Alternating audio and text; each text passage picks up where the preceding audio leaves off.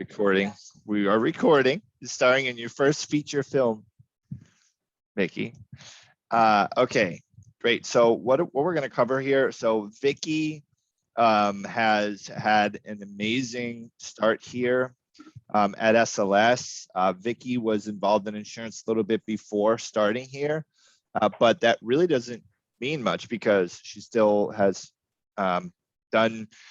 Last week did more than double than a lot of agents have ever done in a week. So I just want to thank Vicky for her effort, first of all, in the consistency that she's put in here. And you're whether you know it or not, you are definitely a role model to a lot of the new agents and more experienced agents here. So I'm going to ask you a few questions here. And first off, because I see, number one, what definitely separates you and has separated you on the chart from others is your activity level. So how many calls are you putting in and how many hours that you're talking? So how are you able to be so consistent every day with the activity that you have, and what advice can you offer to new agents, or maybe even someone who's been doing this for a while, who's struggling a little bit on making sure that they're consistent with the efforts that they're applying? So I'm super strict when it comes to like my daily regimen. Other than my wake up time, sometimes it's 5, sometimes it's 6, just depends on the morning. But I like to make sure I'm up. I get everything I need to get done first thing in the morning. So like I breakfast, let my dogs out, have my morning coffee. And when I sit down at 8 o'clock, I start at 8 o'clock. It's just like if I had to drive into an office and be there every day at 8 and work until 5, that's what I do. So I'm here every morning at 8 for your trainings and then for the national Zoom. And I'm on the phones as soon as Grant's training is done. Sometimes if I have callbacks to do, I listen to Grant's training while I'm doing callbacks at 9 in the morning. So I will kind of do both. I always schedule like right before 10 o'clock, I let my dogs out because they'll drive me crazy. So I let them out so they're not barking in the background and come back up. And then I hit the phones until anywhere from 12 to 2, just depends on the day. Other than getting up to go to the bathroom, maybe refill my water, I sit here just like I would at any other job. You have, if you go into an office, they're not going to let you take breaks every 10, 15 minutes. Like sit down, do your job, take a break like every 2 hours if you need to get up, like just to kind of stretch your legs. But don't be gone for a half hour every time you walk away. So if anything, I may walk away for 10 minutes, literally just to get my water and come back. I never take longer than a half hour to eat my lunch. I'll get my lunch, eat it, come back up. Kind of like, depending on how your day is going, like if I'm not having a great morning, I'll take my lunch to kind of reflect on what my morning was like and see if I need to reset a little bit for my afternoon to hopefully make it better. Check my attitude a little bit. If I have to listen to recordings on my lunch, I might eat and listen to some of my recordings. And then kind of do the same thing in the afternoon. It's just like if I had a great morning, I'm gonna try and keep that momentum going. So kind of keep the pep up. Even then, I mean, I know like Corey and some of the other guys have talked about it, like even you, listen to your recordings on a day when you make good sales, listen to your tone, listen to your voice, replay that interaction with those customers, because that's probably what has driven you to get those sales is your personality, your attitude, the way that you're talking to them and whatnot. Awesome. Cool. I really, really like that. And there's a couple things that I took out of there that you mentioned. Number one, you look at it like a job. So what you really have truly is like that entrepreneurial spirit where it's like, hey, I am in the discipline to show up every day and work and know that, hey, I have to sit down and do this. Because if we were somewhere where we were on salary or getting paid per the hour to make calls, you can't get up. Right. I mean, no. The women who work so hard in our back office, men and women who work so hard, they can't just be like, oh, I'm going to go like run out and do this like appointment in the middle of the day because I felt like scheduling it at this time, or like I'm going to go run to the grocery store, or I'm going to go, walk. I got to handle my dog, so like it's really making sure that, hey, and I love that you're consistent and disciplined about it. And I think that's huge. Some of us let distractions get in the way from our attention and our focus. Like we want our attention to be at work, but it's kind of elsewhere. And then another thing too is that you listen to your recordings. So how frequently do you listen to your recordings, and what do you listen for? What do you look for in recordings when you're listening? So I don't do it all the time, but when I'm having either an off day and I'm like, what is going on today? I will go in and listen to the recordings for the day to see if it's just, my personality, my attitude, if you can hear the tone of my voice. And I'll go back and listen to like a sale, because then you see the difference between your personality. So to be honest, if you're having a day where you're not making any sales, which was me yesterday, it was just not a great day. It was like a lot of, call me back, I can't do this today kind of stuff. So Yep. I go back and kind of see how I'm interacting with the people I'm talking to for the day, and kind of see where my attitude needs to be adjusted in order to kind of better myself. It's definitely something that I would suggest for anybody. Like if you're not making sales, listen to both. Listen to what you sound like today, and listen to what you sounded like yesterday or the day before when you had that sale. Because that's, to be honest with you, when you make a sale, your personality is like through the roof. You're super happy. You're like pumped up. It just made your day. But when you get no, I'm not interested, no, and they hang up on you, and you like, I think in the beginning, especially when you started this, and even as a veteran, like yesterday was a crap day for me. So like today I came in with a, reset. It's a new day. Yesterday doesn't dictate what today's going to be like. So, go in, kill it, do what you do every day, because it's there and you can do this. And sometimes your recordings of you making a sale will pump you up for that, because it's there and what you're doing. So sometimes it's just, move on. And so it's not always easy. It's not always easy to move on from all the no's in a bad day, because like sometimes it just drags on for you, but you can't let one day dictate your next, because it'll ruin your week and you don't want to do that. So you have to kind of go back a little bit and reflect in order to move on and move forward in that aspect. Okay, cool. Awesome. Thank you. Something I heard this weekend at a conference that was good.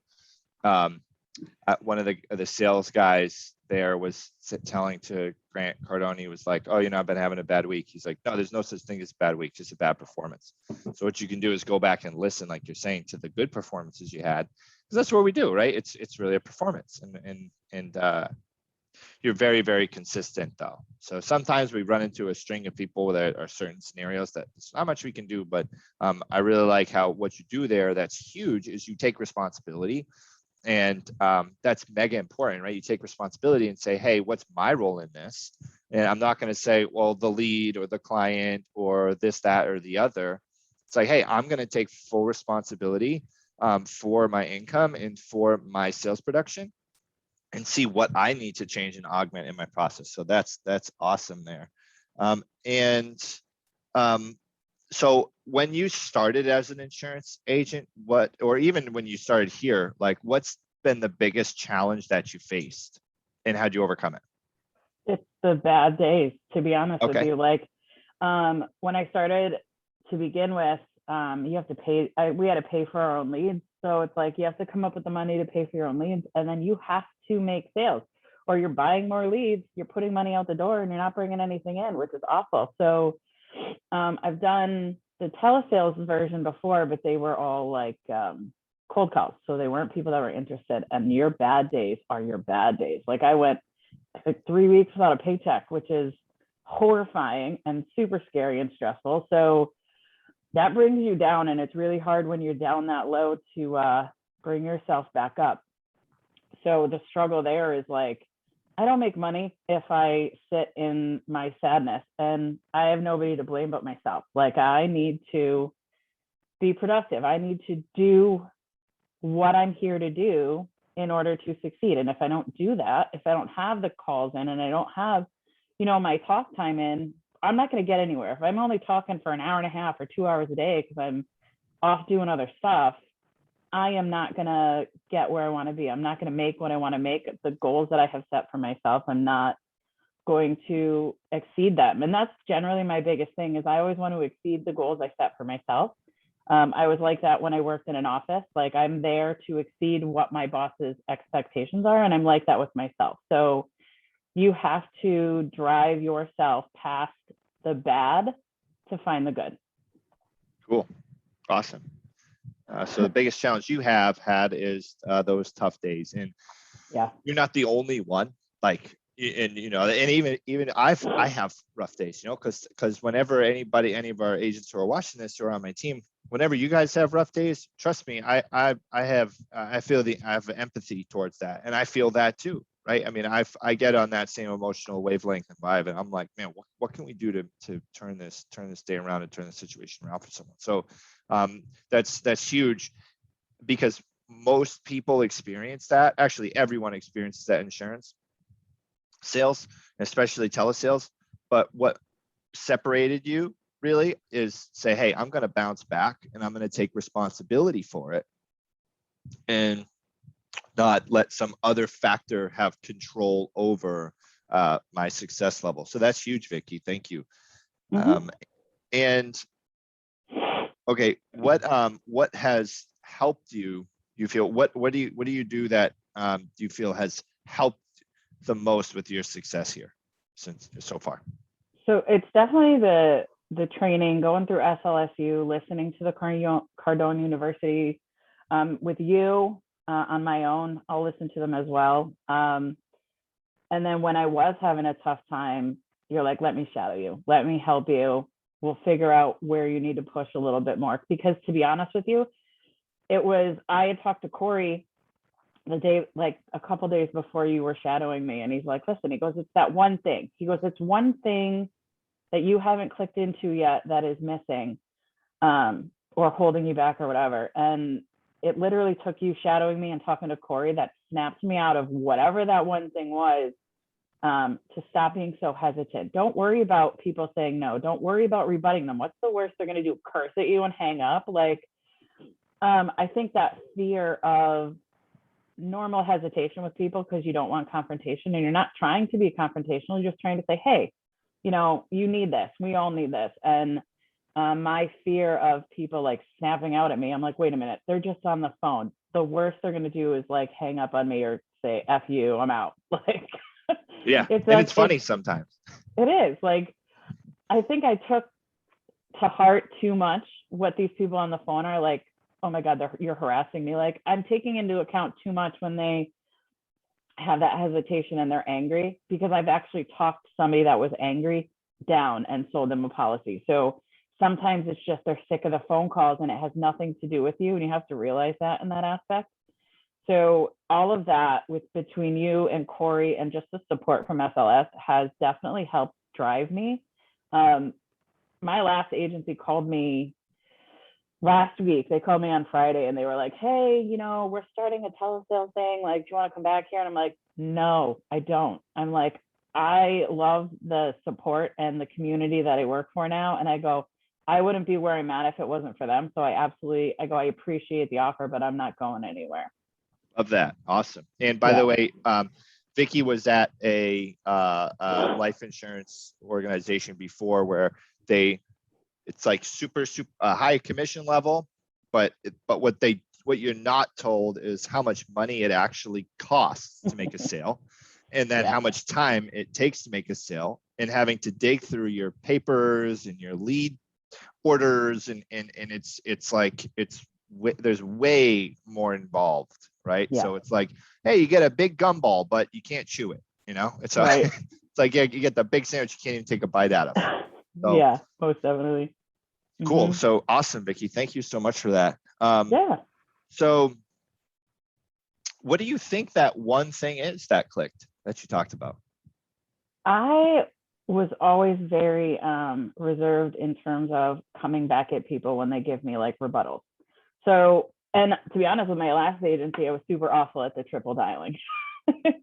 I'm like, I'm gonna call these people 3 times, like they're gonna curse me out. And now I'm just like, I know you're gonna pick up on the third ring. Like first 2, you're gonna be like, who is this? They're continuously calling me, on the third ring, they're gonna pick up. So that's definitely helped.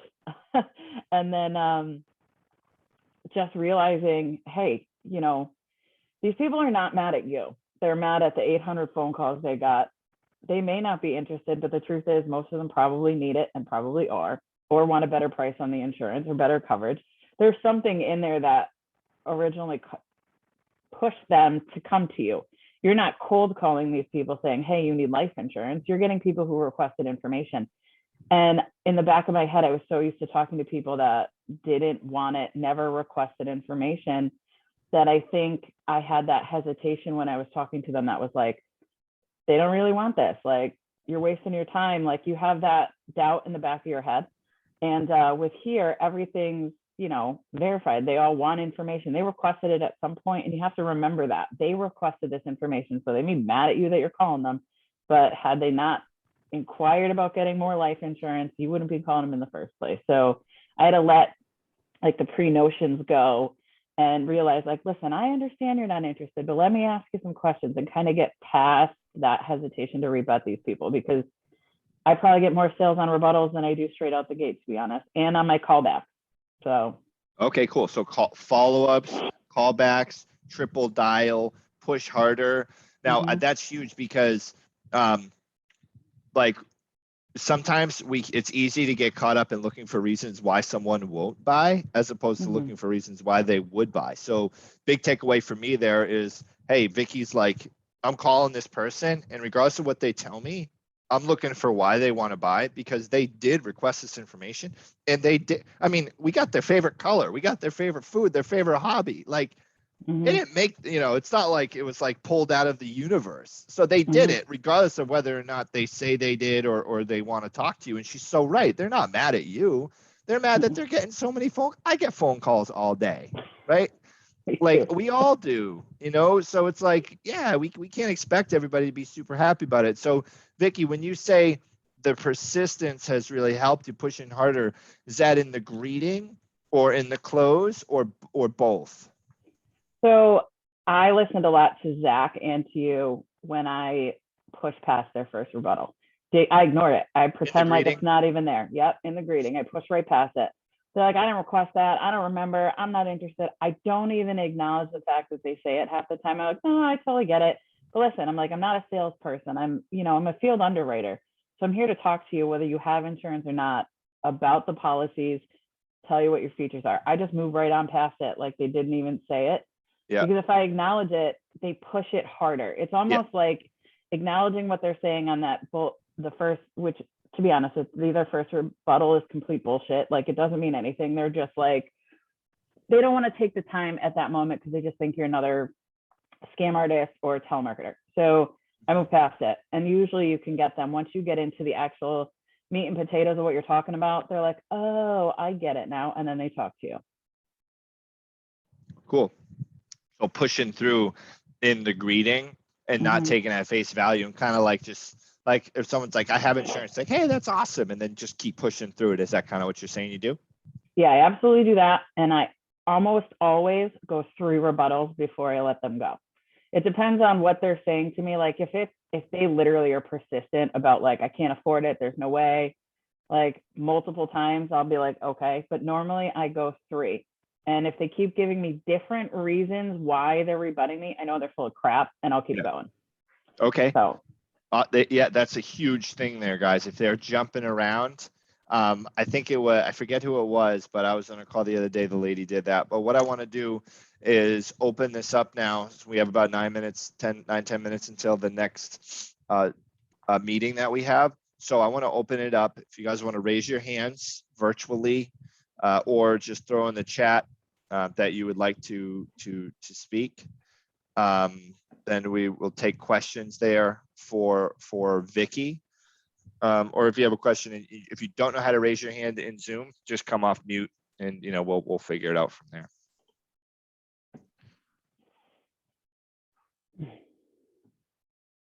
So we got some new agents on here, some more experienced agents. Gary, what's up? Oh, here we go. People are coming up there. So Gary first, then we'll go Kayla, and then Mary. Yeah, Vicky, well, thank you for doing this morning. My question to you is, how long before you were you came in the door to where you could take the sale right from the beginning to the end without any help from anybody helping you? You just did the whole soup to nuts type of thing. How long did it take you? So I think because I came with previous experience, I kind of got pushed through a little bit quicker. So instead of having, like, my tier 2 was super fast. So I pushed through. So probably by the end of my second week, I wasn't using an SBC. I was by myself. And then week 3, I was by myself, but Justin, which that's when he shadowed me, because I'm like, listen, something's up. Like I'm making the hours, I'm making the dials, but I'm just not getting the sales. So he shadowed me on my week 3, which definitely helped, because then I hit the next week, I was at like 60 some hundred in sales. And then last week I was at 9,800. So I was probably like, by my 3rd week, was the end of my 3rd week, was when I was confident enough to be on my own. Thank you. Mhm. Thanks for doing this morning. I know 30 people is a lot of people to talk in front of. Thank you. You're welcome. Super cool.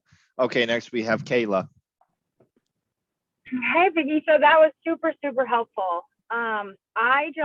My problem is the same problem that you had initially. I guess just pushing past that rebuttal stage. Like, I feel I'm not a very pushy person. Like, I'm kind of like, okay, you don't want it, move on, because I don't like to be that person. So how did you just went for it? Yeah. So to be honest with you, Kayla, it's a mental thing. Like, I still have days where I want to be like, okay, I get it. Like, thanks for your time and I'll let you go. But I don't. Like, it really is a mental thing. You have to kind of fight your inner self to not just say, okay, thanks. And to be honest with you, keep to yourself that they're just on the phone. You're not dealing with somebody like where you're face to face and they're going to, come at you or get angry at you and they're looking at you in the face. You're talking to them on the phone. So the worst that they're going to do is hang up. If you keep rebutting them and they hang up on you, no loss in that aspect, to be honest. Right. All right. I just need to grow up Yeah. there, I guess. Yeah, you have to fight. You have to fight yourself, because I mean, I'm a hardcore Italian, so obviously I have that, I can be snarky with you all day long if I want to, but when it comes to like annoying people, I guess I have the same reaction you do. Like, okay, well, thanks so much. Have a great day. And I had to fight. You have to fight it. Like, it's, even though it's you, just push past it. Because once you start doing it, you'll get used to it and it won't even faze you anymore. Right. Okay. All right, cool. Well, thank you. You're welcome. Thank you, Kayla. All right, Mary. I have just a quick question. Are you using Justin's script? Is that your I favorite? am. Okay, Mhm. that's what I Yeah, thought.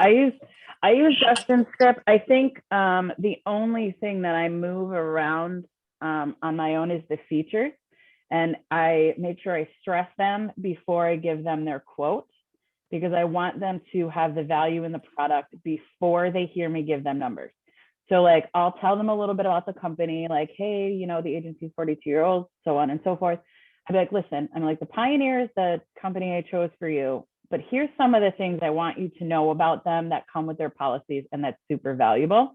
And I tell them what they are. I don't even tell them that accidental death or the nursing home, if that's an option for them, is a rider. I give them the price with it included.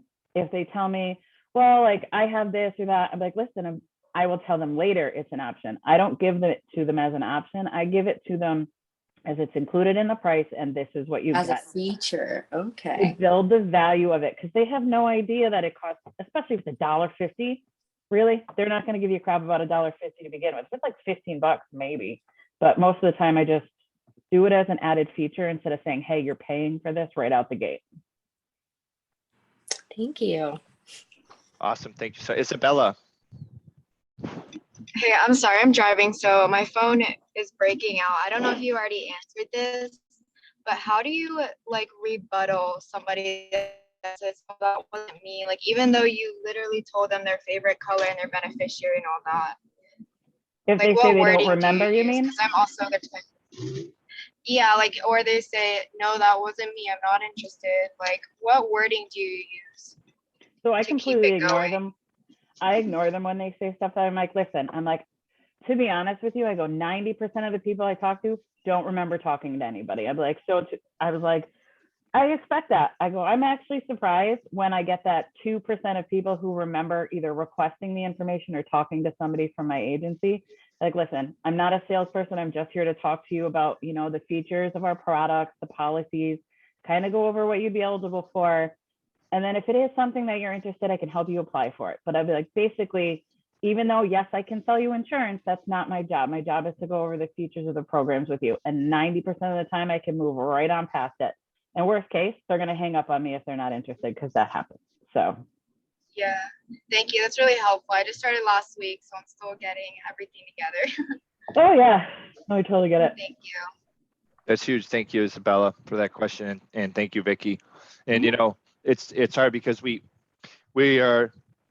it's easy to feel rejection when you don't have a full pipeline of people that are ready to buy insurance from you, right? If you had 100 people saying, I need insurance from Vicky today, there would be no rejection to be felt. And it's easy to be intimidated when we are approaching people that we don't know, because what are we told when we grow up? Don't talk to strangers. Strangers are dangerous. Stranger danger, right? So when we're told that as kids, it's ingrained to us for our whole lives. So we have this like danger about strangers when it's like, you know, it's a 78-year-old lady who's probably a sweetheart on the other end of the phone, but she's getting 1,000 calls a day. So she may be a little grouchy, right? Maybe she burnt her baked beans or something. So she's not feeling that great today. So we're taught stranger danger, don't talk to strangers, and don't do business with family. So really, like, who's that leave us to do business with? Not many people, right? But remember, these strangers that we can help them be the caring, responsible family members that they want to be by giving them the peace of mind from the ability to provide financial relief to their families through these products. So you're doing a great job at producing that, Vicky, and helping people understand that, hey, you're going to be the responsible parent that you want to be. You're going to be able to provide financial relief to your family for these things that you're going to leave behind. And you're going to get that peace of mind. Your family's going to have that peace of mind that you're being taken care of. And they're buying a policy, but what they're really buying is you. And I can tell that. And I'm sold on you. I think we are all sold on you here. Thank you so much for your time this morning. We have a few seconds left. Any words of encouragement you want to give to someone in the universe? Just put it out there. I would just say, especially like for the people that are on here that are brand new, like just push through, like get through your training, do as Justin tells you. If you're struggling, reach out, because everybody here is really super great in terms of, you know, helping you figure out where there's a problem or what you need to do to kind of fix it. So just push through, because the truth is that you're not going to fail here. There's everything they have in place for you is here to help you succeed. And there's no way that you can't if you put in the work and the effort. And I know Josh last week had said the same thing that I do. Put yourself on a schedule. You know, if you start every day at 10, start every day at 10. Schedule your breaks, schedule your lunch, and work like you would in an office. Yeah. Because that's where your dials are going to come from. That's where your talk time is going to come from. You have to have a regimen, especially if they are at home. Because when my husband's off, it's like, oh man, he's downstairs, he's watching football, they're doing something, and I'm up here and I'm like, this sucks. But you still got to do it. It's just like being at work. Because if I worked outside of the house, I wouldn't even be here. So you got to look at it that way.